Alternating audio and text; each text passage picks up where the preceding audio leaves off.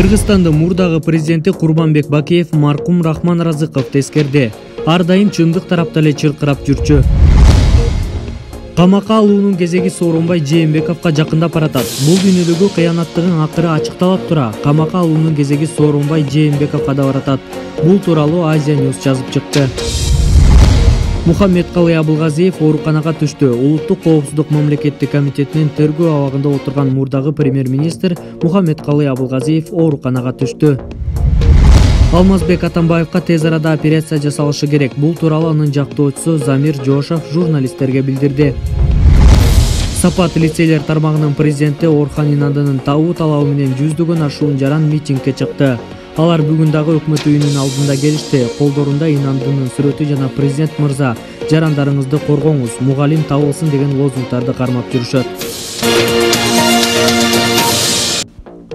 Кыргызстандын мурдагы президенти Курманбек Бакиев Рахман Разыковду эскерди. Ар дайым чындык тарапта эле чыркырап жүрчү. Бүгүн эртең менен суукка барды угуп жүрөгүм ооруп, уккан кулагыма ишене албай отурам. Рахман менен Чүй облусунун өкүлчүлүгүндө иштеп жүргөндө бешилик тобу менен келип Борборго концерт коюп, сатирасын элге тартуулаганы келгенде жолугуп, таанышып калдым. Отурганда эле ичинде кири жок, турмуштун чындыгын сатира аркылуу жеткире алган таза инсан экенин сездим. Таанышкандан ушул күнгө чейин ага ийне болуп катышып келдик. Көп кырдуу талантка атылган алып инсан экенин баалап, ар дайым сыймыктануу менен сыйлап келем. Минтип ат өчкүр вирустун ажалына кабылып, акка моюнсунуп акыры сапарга кете бериптир. Жаткан жериң жайлуу, топурагың торкоо болсун. Кудайым өзү ырайымын алып мээримине бөлөсүн.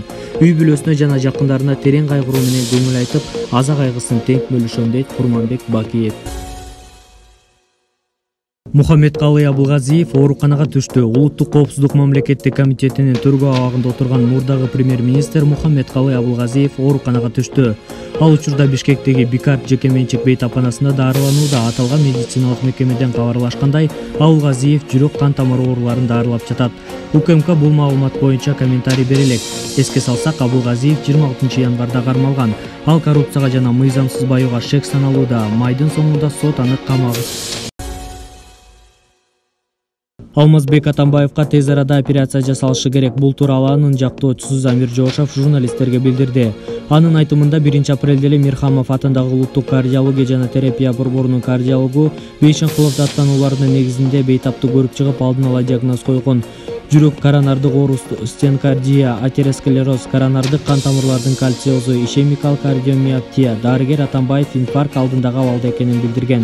Номер 47 түзөтүү колониясында албетте ага көз салып турушат, бирок абалы жакшы болуп кеткен жок. Ал комплекстүү дарыланууга жана операция жасатууга муктаж. Колонияда мындай шарттарды түзүп бере алышпайт, дейт Атамбаевдин жактоочусу.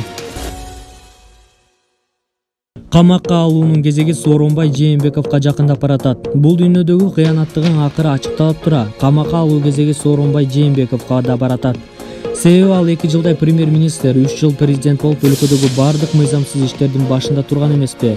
Өкмөт башчысы Мухаммедкалый Абылгазиев, жогорку кеңештин өкүлү Курманбек Дыйканбаев камалса дагы оңдогон жогорку чиновниктер, аппараттагыларды отуруп чыгышууда. Өлкөнү артка тартып, коррупцияга башаламандыкка батырган үчүн Сокени элибиз тынч отургузабы? Баарына көбүбүз, жакын адамдары да оор айыпталышууда. Өзү сүттөн акпы? Мына бийлик башындагы адамдар түз иштебесе акыры жоопко тартылаарын мезгили көрсөтүүдө. Карапайым калктын каары жаман эле, катуу талап кылса Сокенин да шоору кайнап жүрбөсүн, дейт Азия News гезити. Орхан Инандыны табууну талап кылгандар бүгүн да митингге чыгышты. Сапат лицейлер тармагынын президенти Орхан Инандыны табуу талабы менен жүздөн ашуун жаран митингге чыкты. Алар бүгүн өкмөт үйүнүн алдында келишти. Колдорунда Инандынын сүрөтү жана президент мырза, жарандарыңызды колдоңуз, мугалим табылсын деген лозунгдарды кармап жүрүшөт. Ички иштер министрлигинин бүгүн 8-июнда берген маалыматында Орхан Инандыны табуу үчүн 1000ден ашуун милиционер тартылганын билдирди. Издөө иштери тоо этектериндеги аймактарда, дарыялардын нугунда жана каналдарда, талааларда жана айыл чарба жерлеринде, таштанды төгүлүүчү жайларда жүргүзүлүп жатат. Ошондой эле курулуш аянтчалар, гараж кооперативдери, автоунаа токтоочу жайлар, кароосуз калган имараттар, заводдор жана фабрикалар, токой тилкелери жана парк зоналары текшерүүгө алынууда. Тажрыйбалуу ыкчам кызматкерлер менен тергөөчүлөрдөн түзүлгөн топ мүмкүн болгон күбөлөрдү аныктап, сурак иштерин да жүргүзүүдө. Бул иш Ички иштер министрлигинин башчысы Уланбек Ниязбековдун көзөмөлүндө турат.